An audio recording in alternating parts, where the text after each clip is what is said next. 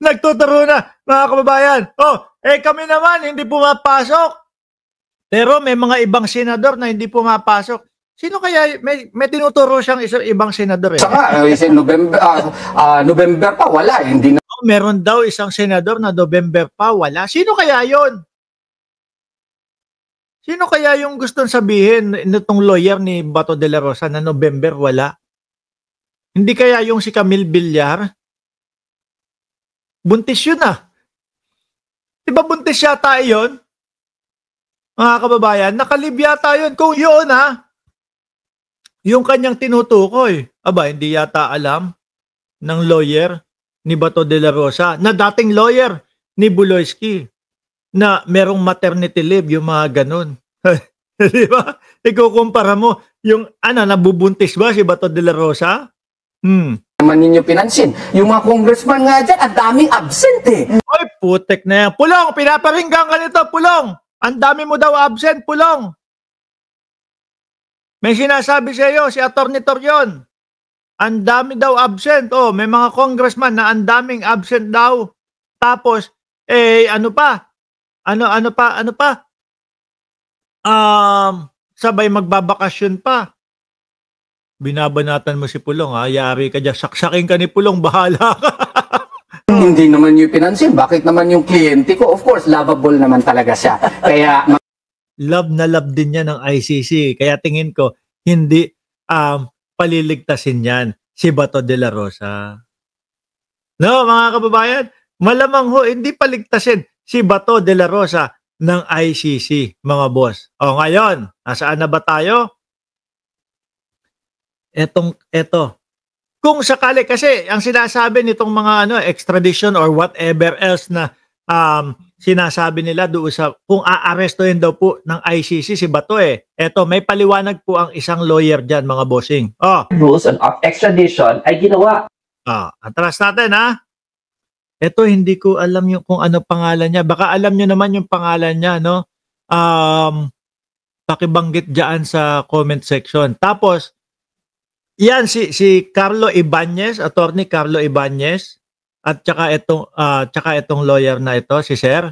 Yan yung mga pinapakinggan ko. Kapag kayan, automatic na nag-scroll ako doon sa YouTube at lumabas siya, pinapakinggan ko. Attorney Dino, sabi ni Ma'am Neng Gigi, ayan, gumagawa din ng content. Kung gusto nyong makita, hanapin nyo lang po doon sa Facebook page niya, mga bossing. Talagang yung mga mahihirap na paliwanag, patungkol po doon sa mga hindi natin maintindihan, Attorney Carlo Ibanez, yung rockstar na attorney, at ito, gagaan at maiintindihan nyo. Pakinggan natin, mga bossing, tungkol kay Bato. Extradition ba ang tawag kung sakaling hulihin si Bato de la Rosa pag nag-issue ng warrant of arrest ang ICC? Simple lamang, hindi.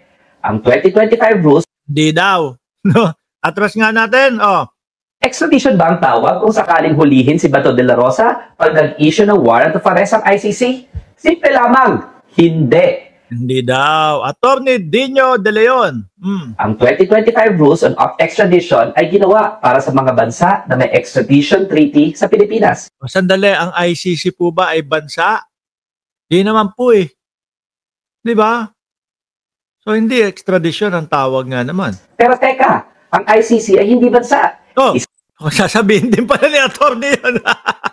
Sasabihin din pala ni attorney. Itong international tribunal, hindi foreign state. So by definition, and as stated in the rules, hindi siya covered ng extradition rules. Under such rules, kailangan rin na may requesting state at extradition treaty. Wala tayong extradition treaty sa ICC. Wala. Meron warrant of arrest kay Bato de la Rosa. At sabi nga, ayan tingnan nyo mga kababayan, pilit nilang sinasabi na dapat pa bang paniwalaan si Antonio Trillanes?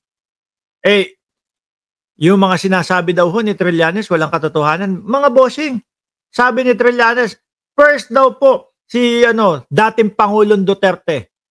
Una daw po si dating Pangulong Duterte doon sa sa aarestuhin. First batch. Nangyari, di ba? Second batch, Bato de la Rosa at Bungo. Eto na mga kababayan.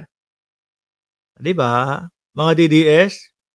Paano kaya itsura ng mga DDS pag si Bato de la Rosa na yung huhulihin, no? Ano kaya ang itsura nila? Kaya hindi pwedeng gamiting basihan ang rules on extradition para sa kanilang warrant. Ang tamang pasihan ay Republic Act No. 9851 o ang Philippine Act on Crimes Against International Humanitarian Law. Ayon dito, pwede mag-surrender ang Pilipinas sa isang international tribunal tulad ng ICC. Naku po. Pag napanood siguro to nila Bato de la Rosa, lalong kakabahan ho. Ano? Naku, pwede pala ako isurrender ng Pilipinas sa ICC talaga. Oh. Kaya po sabi ng CIDG, ready sila. Kapag ka-arrestuin na at pagka lumabas na talaga yung warrant of arrest ni Tobats. Kahit walang extradition treaty. Surrender ang tawag dito, hindi extradition. Sabi mismo ng ICC at ng ating Korte Suprema, Favorite pa naman pong ano yun, favorite pa naman pong word ni Atty. Torion. Yung extradition, ano? Extradition, yung mga ganun. Ayun si Kibuloy. Malamang ho si Kibuloy, baka next year. Bumungad sa atin ng mga balita. Kibuloy, ibabiyahe na sa Amerika. Ay, naku. Biruin mo, no? Ang sasaya ng mga buhay nitong mga ito. Overseas Filipino kulong. saketa OFK, no? OFK, Overseas Filipino kulong. versus Pangilinan, may visa pa rin ang jurisdiction ng ICC sa mga krimeng ginawa bago ang March 2019, kabilang ang war on drugs. Besides, the Philippines is duty-bound to respect international law as a responsible member of the community of nations. Kung tatanggi ang gobyerno, hindi lang ito sisirain ang kredibilidad natin in calling for respect of international law in the case of the West Philippine Sea. Patitibayin pa nito ang dahilan kung bakit kailangan natin ng ICC. We are true.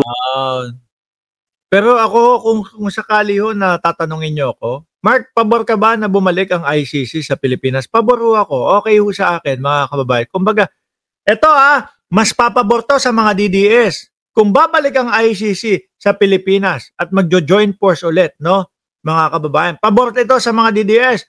Posible, baka sabihin, total naman join force na ulit ang Pilipinas at ang ICC. O sige, pauwiin na si dating Pangulong Duterte. Isa bang papabor sa inyo? Kapag kayong hindi nyo mapatanggal si Pangulong Bongbong Marcos dahil talagang tayo hindi na natin maipatanggal. Kunyari lang. Malabo naman mangyari. Kunyari, si Pangulong Bongbong Marcos ay nagwalang ya. No, kagaya ni Duterte. O pwede nating sabihin sa ICC, gusto naming mapaalis itong presidente. Pwede nating kasuhan. No? Kasi babalanse sa atin yan para doon sa mga lalabi sa kanilang mga kapangyarihan, mga bossing. Diba? O ngayon, eto na tayo. Mabigat pabigat ng pabigat ho mga kababayan.